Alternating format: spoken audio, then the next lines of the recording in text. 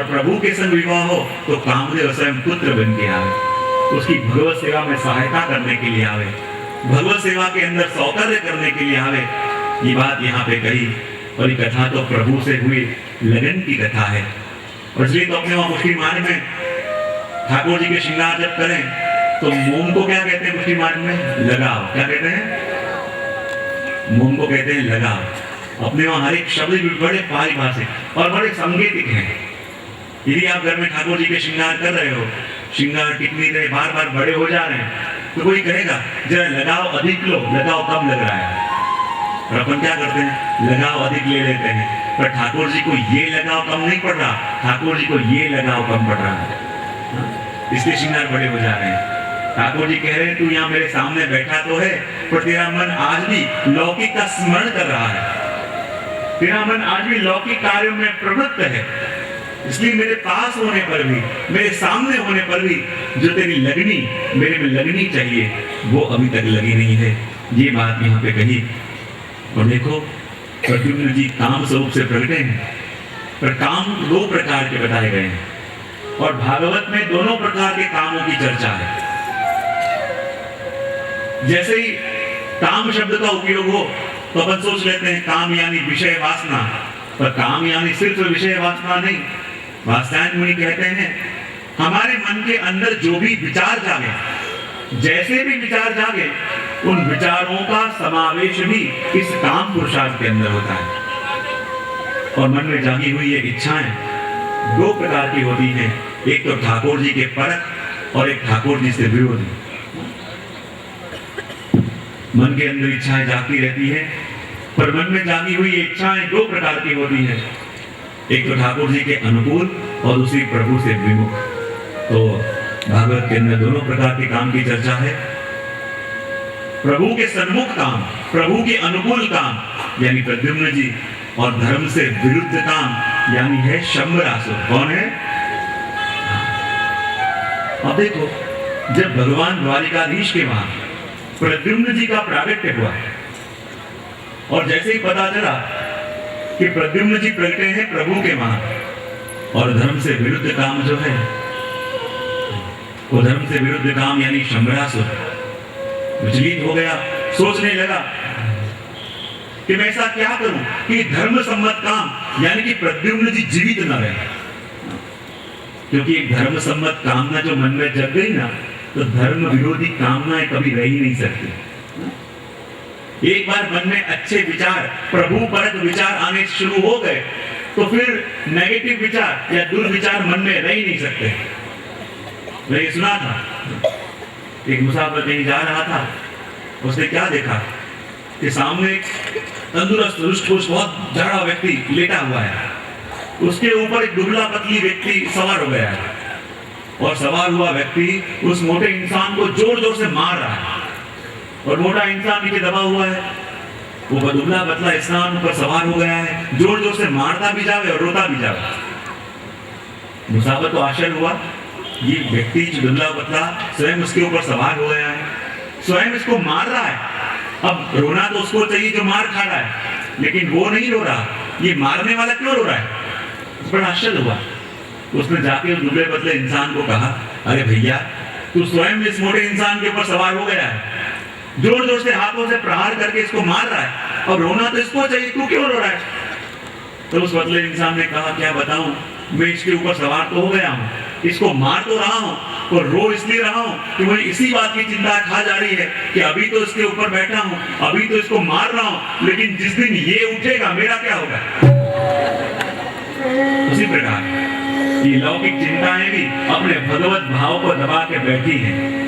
ये संसारिक संबंध भी अपने भगवत भाव को दबा के बैठे हैं। ऊपर लौकिक चिंताएं सवार तो हो गई हैं, लेकिन सवार होके भी उनकी आंखों में आंसू है, डर रही है कि जिस दिन इसका सोया हुआ भगवत भाव जागृत हो जाएगा, जिस दिन इसका दबा हुआ भगवत भाव जागृत हो जाएगा, उस दिन हम भाग के कहां जाएंगे? तो वहां भी ऐसा शंबरासुर ने विचार किया कि जो प्रद्युम्न जी जीवित रह गए तो फिर मुझे कोई पूछेगा नहीं, कोई भी युक्ति करके मुझे प्रभु के पुत्र प्रद्युम्न जी को मार देना है। देखो भगवान के पुत्र को मारने का मनोरथ ज्यादा शंबरासुर में, क्योंकि वो धर्म विरोधी काम है और ये चाहता नहीं है कि धर्म विरोधी धर्म सम्मत काम कहीं जीवित रहे। उसने क्या किया, नारद जी ने कहा, देख भैया, अभी तक प्रद्युम्न जी 10 दिवस के नहीं हुए और 10 दिन के नहीं हुए, इसका मतलब द्वारिकाधीश ने अभी अपने पुत्र का स्पर्श नहीं किया होगा। ये इच्छा तो है, ये काम तो है, पर ऐसा काम है जिसका अभी प्रभु ने स्पर्श नहीं किया, इसलिए तुम इसको मार सकते हो। पर जहां 10 दिन के प्रद्युम्न जी हो गए और एक बार प्रभु ने उनका स्पर्श कर लिया, फिर तुम उसका कुछ बिगाड़ नहीं पाओगे। तो क्या किया जाए? वो कहते शंबरासुर ने स्त्री का रूप बनाया और स्त्री का रूप लेके उस स्थान में गए जहाँ रुक्मणी जी के पास छोटे से प्रद्युम्न जी पहुंच रहे थे और सीधे भागते भागते गए और छोटे से प्रद्युम्न जी जो प्रभु के ही पुत्र हैं और अभी तक प्रभु ने जिसको खिलाया भी नहीं है, ऐसे छोटे से बालक को लेके वो चोरी करके ले गया और ले जाके प्रभु के बालक को मार देने के लिए उसने प्रति लगती, इच्छाओं को बढ़ने में जरा भी देर नहीं लगती और देखते ही देखते कामदेव बड़े हो गए और ये मायावती ने अनेक अनेक प्रकार की विद्याएं प्रद्युम्न जी को सिखाई, तलवारबाजी करना भी सिखाया, युद्ध कौशल भी सिखाया। और जब बड़े हुए और ये मायावती अपने अलग अलग हाव भाव प्रद्युम्न जी के आगे प्रकट करने लगी, प्रद्युम्न जी को ठीक नहीं लगा कि आपने तो मुझे पाल पोस के बड़ा किया है, आप तो मेरे माता तुल्य हो, फिर आप ऐसे भाव मेरे सामने प्रदर्शित क्यों कर रहे हो? और फिर मायावती ने उनको बताया कि आप और कोई नहीं, मेरे ही गजन के पति स्वयं कामदेव हो। और जब सारी जानकारी उनको दी और उन्होंने युद्ध करके शंबरासुर को मारा और वायु वेग से, वायु मार्ग से ये रति मायावती प्रद्युम्न जी को लेकर द्वारिका आई। द्वारिका आके रुक्मणी जी को उनका पुत्र सौंपा और इतने समय के बाद अपने पुत्र के दर्शन करे, देखते ही रुक्मणी जी के आंचल से पैर का श्राव होने लगा, पता चल गया मेरा ही बालक है। और कहते हैं प्रद्युम्न जी का स्वरूप भी कैसा था, मानो साक्षात द्वारिकाधीश। यहाँ तक कि पटरानियां भी दंग रह जाती कि ये भगवान है या उनके पुत्र हैं। जैसा स्वरूप द्वारिकाधीश का हूबहू वैसा ही स्वरूप हमारे प्रद्युम्न जी का। धीरे धीरे समय व्यतीत होने लगा। प्रश्न आया, कृपा करके बताओ, भगवान ने जहाँ अनेक विवाह करे उसमें से एक विवाह प्रभु ने किया है सत्राजित की कन्या सत्यभामा जी के संग, और जहां तक हम जानते हैं सत्राजित तो प्रभु का सगोत्री था, तो फिर सगोत्री ये अधर्म विवाह प्रभु ने कैसे किया?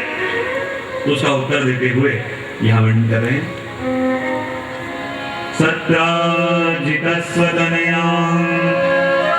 कृष्णाय कृतकिल्बिषः स्यमन्तकेन मणिना स्वयमुद्यम्य दत्तवान्।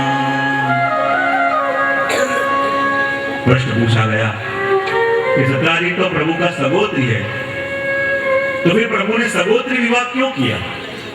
तो उसका उत्तर देते हुए कहते हैं कि सत्राजित ने अपने जीवन में सूर्य की बहुत उग्र आराधना करी, और जब सूर्य की उग्र आराधना करी तो सूर्य देव उस पर प्रसन्न हुए और प्रसन्न होके एक तो स्यमंतक मणि उसको दिया और दूसरा ये कन्या रूपी मणि सत्यभामा जी उनको भेंट के रूप में दी।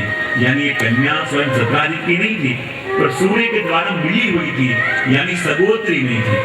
वो बात यहाँ पे कही और कहा कि जब सत्राजित की उपेक्षा हुई वो आए द्वारिका, और जैसे ही द्वारिका आए प्रभु के पास आए, प्रभु सत्राजित को ले गए। तो कहते हैं सत्राजित के पास जो मणि था ना, समंतक मणि, और वो मणि ऐसा था जिस राज्य के अंदर वो मणि हो उस राज्य में कभी कोई रानी नहीं, वही रामावतार के जामवान जी थे। और रीछ ने आके सिंह को मार डाला और वो मणि लेके रीछ अपनी गुफा में चला गया। यहाँ सुबह हुई, सत्राजित अपने उस मणि का पूजन करने के लिए आए, और जैसे ही पूजन करने के लिए आए क्या देखा, मणि तो चोरी हो गया है और मणि किसी ने चोर लिया है। चारों ओर देखने का प्रयत्न किया, मणि कहीं मिला नहीं, और जैसे ही मणि मिला नहीं और सत्राजित को लगा कि मणि कौन चोर सकता है। मणि के बारे में और तो कोई पूछता नहीं था, नहीं द्वारिकाधीश बार बार पूछते थे कि हाँ ये मणि वहां रख दे, ये मणि वहां जमा कर दे, तो हो ना हो ये मणि जरूर द्वारिकाधीश नहीं चोरा है, वो तो है ही बचपन से चोर। आए और अपनी पत्नी से कहा कि देख अपना मणि चोरी हो गया है और मुझे संशय है कि हो न हो ये मणि द्वारिकाधीश ने चोरा है, और देख किसी को बताना मत, और किसी भी स्त्री को इतना कह दो। क्यों हंसी आ गई?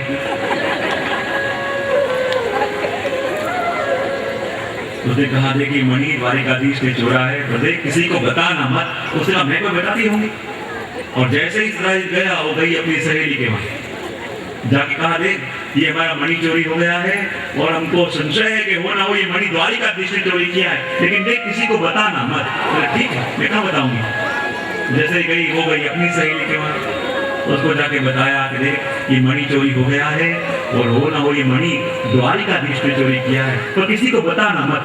बोले मैं कहां से बताने वाली हूँ। वो गई अपने सहेली के वहां। बात चली थी कि हो सकता है द्वारिकाधीश ने चोरी करी हो, लेकिन बात बढ़ते बढ़ते पहुंच गई कि द्वारिकाधीश ने ही चोरी करी। और सारे गांव के लोग जो प्रभु के गुणगान गाते हुए थकते नहीं थे, अब प्रभु के ऊपर ही आक्षेप करने लगे, हाँ उसी ने चोरी करी होगी, वो तो जन्म का चोर ही है।